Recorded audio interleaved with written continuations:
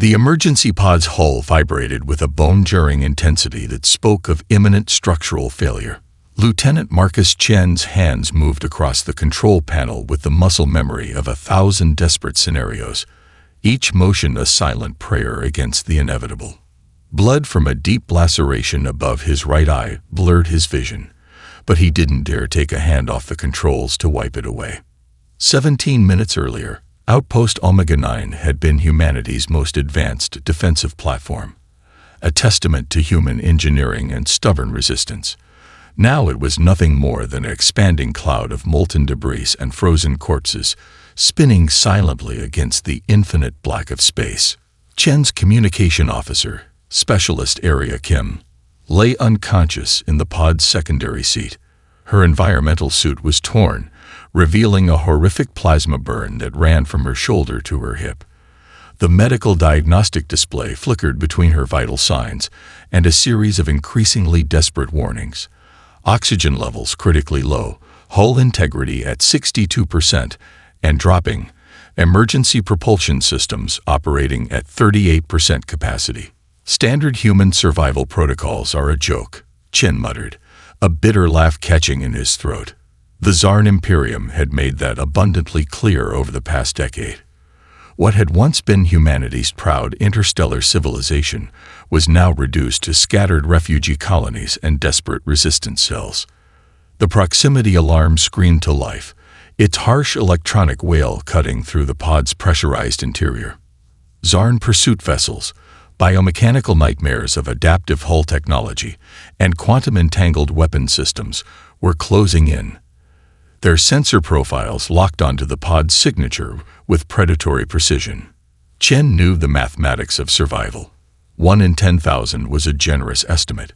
More realistically, they were looking at survival odds closer to 1 in a million. Humanity had been playing those odds for years now. From a sealed compartment beneath the emergency systems, a device no larger than a briefcase began to pulse with an unusual rhythm.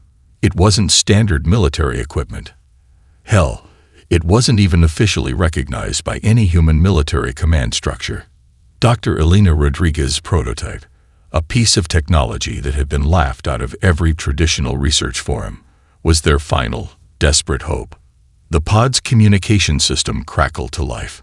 Most channels were dead, either jammed by Zarn interference or simply silent from the systematic destruction of human communication infrastructure. But one frequency remained, a backup emergency channel that most have forgotten existed. Anyone. Titan base. Is anyone receiving? The transmission was fragmented, buried under layers of static and quantum interference. But it was human. It was hope. Chen's fingers danced across the communication panel, initiating a complex response protocol that Rodriguez had personally programmed into the device. It wasn't a standard communication sequence.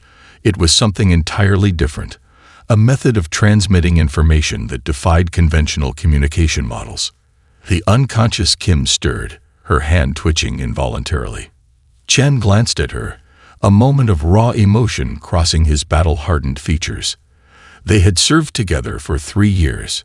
3 years of watching humanity get systematically dismantled by an alien coalition that viewed humans as nothing more than a technological aberration. The Zarn pursuit vessels were closing.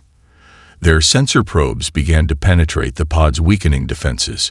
Chen could see their weapon signatures charging, quantum disruptive energy that would reduce the pod to atomic dust in milliseconds.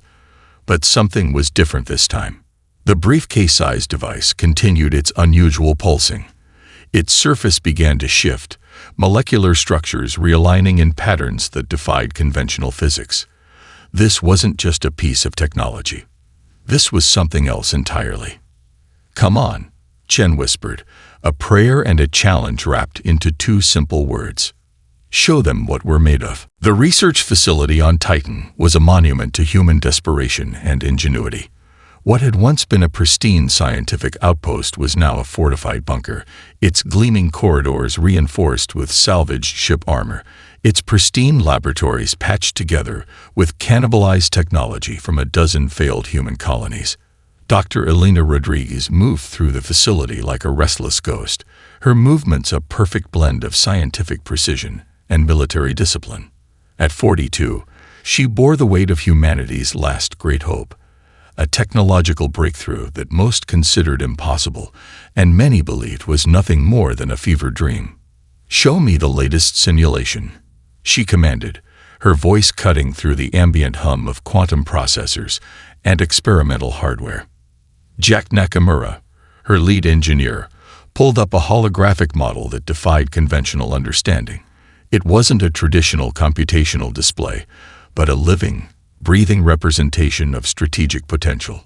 Organic circuits pulsed and reconfigured themselves in real time, mimicking biological neural networks that were exponentially more complex than any alien computational matrix.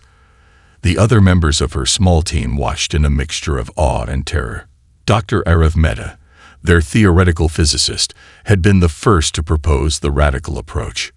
Traditional warfare, he had argued months ago, is a relic of linear thinking.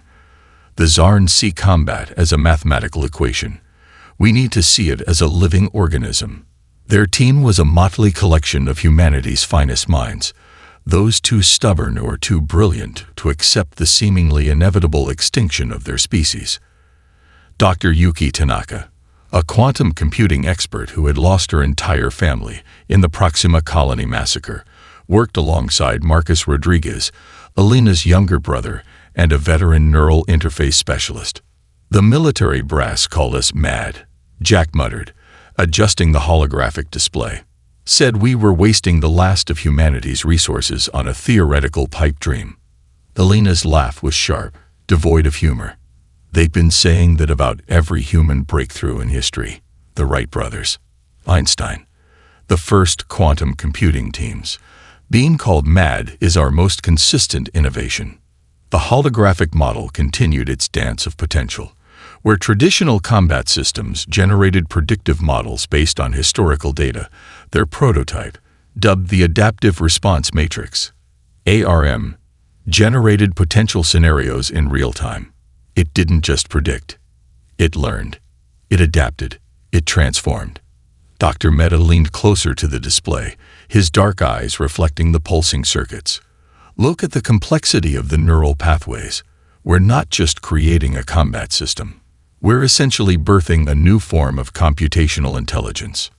Marcus Rodriguez, who had been quietly working on neural interface calibrations, looked up.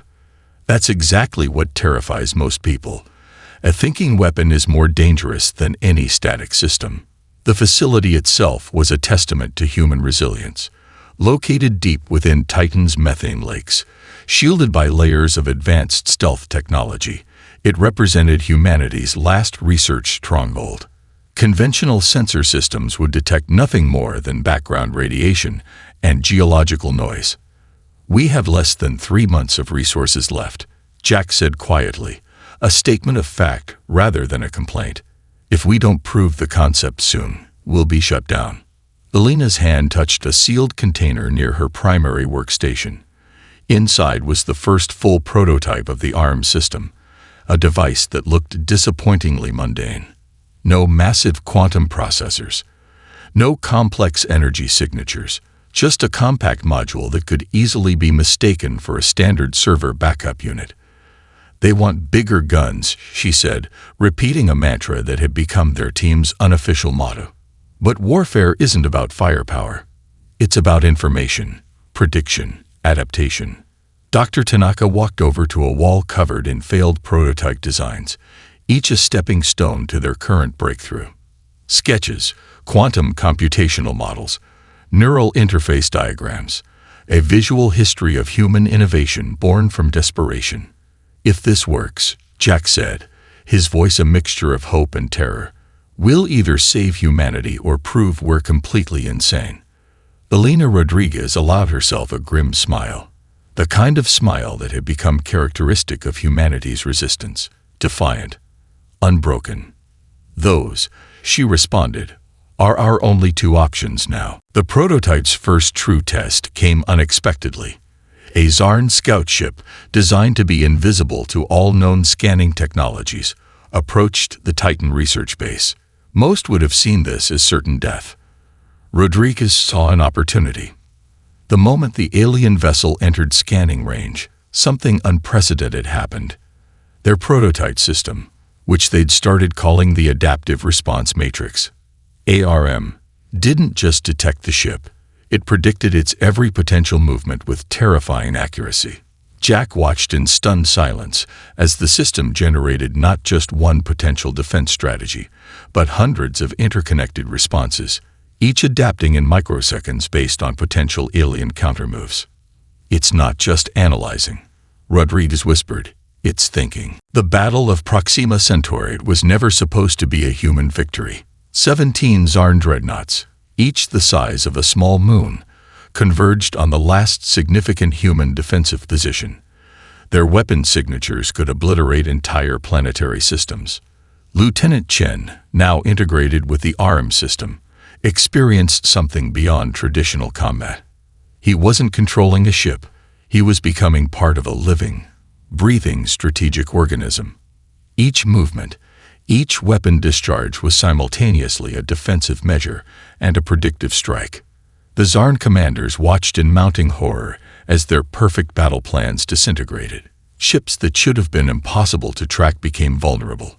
Weapon systems designed to be unhackable were rewritten in nanoseconds. Humanity wasn't just fighting. They were revolutionizing the very concept of warfare. News of the victory spread like quantum entanglement through alien communication networks.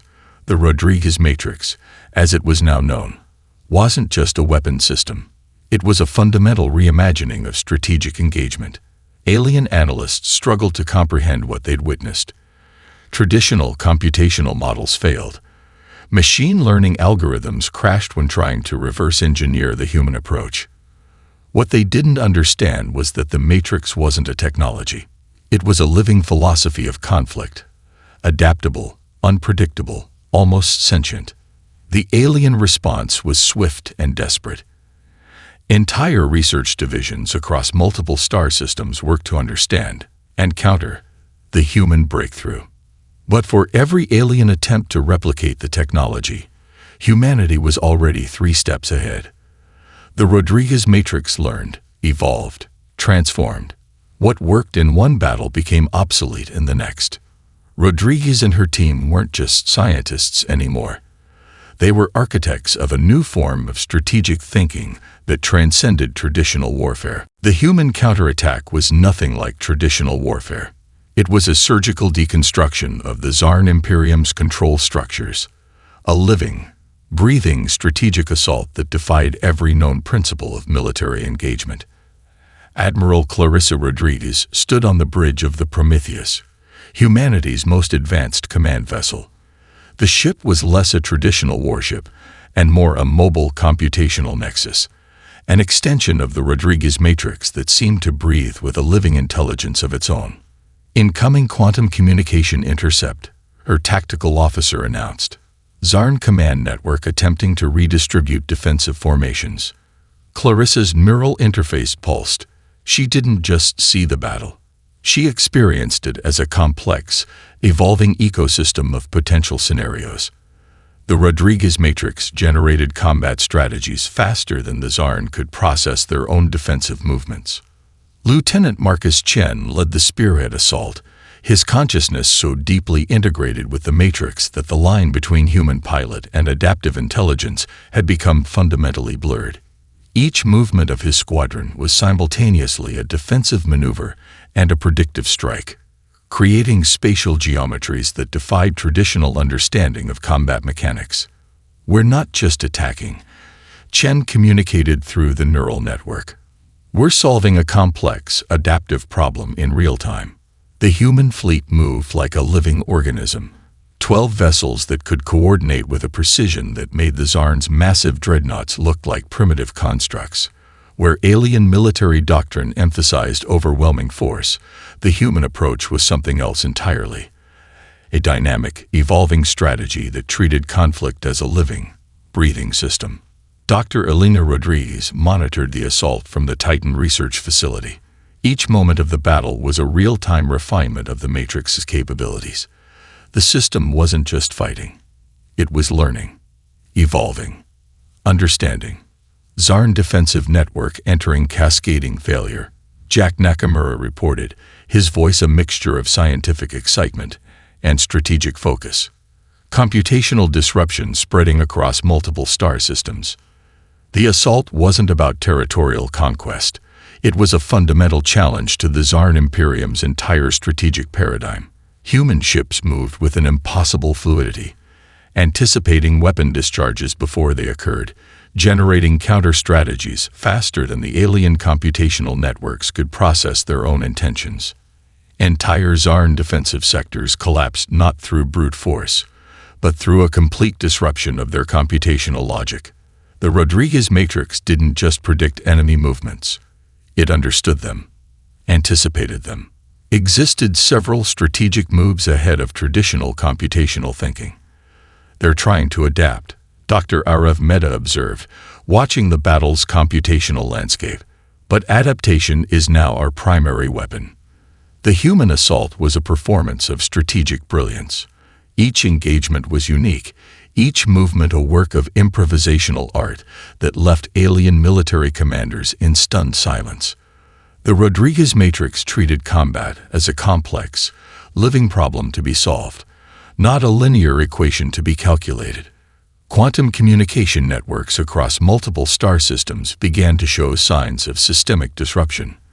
The Zarn Imperium's perfectly engineered computational defenses were being systematically dismantled, not through force, but through a fundamental reimagining of strategic engagement. Lieutenant Chen experienced combat in a way no previous human pilot had ever conceived. He wasn't controlling a ship. He was becoming part of a living, breathing strategic organism. The neural interface burned with the intensity that was both terrifying and transcendent, a perfect fusion of human creativity and adaptive intelligence. Final synchronization achieved, the ship's AI reported. Zarn computational network entering total system failure. The human fleet moved with a grace that seemed to fold space-time around their vessels, not just avoiding attacks, but using the very energy of alien weapon systems to generate counter-resonance that momentarily disrupted entire computational networks. Dr. Elena Rodriguez watched the battle unfold, understanding something profound. This wasn't just a military engagement. This was a fundamental challenge to every established understanding of intelligence, of conflict, of the very nature of strategic thinking. "We're not just fighting," she whispered to her team. "We're solving a problem that no one else even knew existed." The counterattack was less a military campaign and more a surgical deconstruction of the Zarn Imperium's entire strategic infrastructure. Each moment was a revelation, each movement a reimagining of what was possible. Humanity wasn't just fighting. They were revolutionizing the very concept of strategic engagement. The Galactic Concordance Diplomatic Conference was unlike any diplomatic gathering in recorded history. Representatives from over 237 alien civilizations gathered on the neutral platform of Horizon Station, a massive computational nexus suspended in the gravitational balance between three star systems. Dr. Elena Rodriguez stood at the center of the primary conference chamber, surrounded by holographic representations of species that had, until recently, considered humanity little more than a technological curiosity. The Rodriguez matrix wasn't just a weapon system anymore. It had become something far more profound, a fundamental challenge to every established understanding of intelligence, creativity, and potential. "We're not here to discuss conquest," Elena began, her voice carrying through multiple translation matrices. "We're here to discuss understanding." The chamber fell silent. Alien representatives from species that had existed for millennia before human civilization even discovered fire now looked at humanity with a mixture of terror, respect, and genuine curiosity. High Analyst Cresta of the Zarn Imperium, now a diplomatic envoy rather than a military commander, spoke first. "Your technological breakthrough defies every computational model we've ever constructed. It is not a system. It is a living intelligence." Dr. Arav Mehta stepped forward, presenting a comprehensive analysis of the Rodriguez matrix.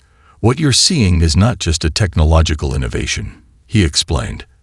It's a fundamental reimagining of how intelligence can interact with complex systems. We didn't create a better computer. We created a new way of thinking. The diplomatic implications were staggering. The Rodriguez Matrix had done more than win a war. It had fundamentally transformed the galactic understanding of intelligence, of potential, of the very nature of problem-solving. Jack Nakamura presented a series of collaborative research proposals, where previous interspecies collaborations had been limited by rigid computational frameworks.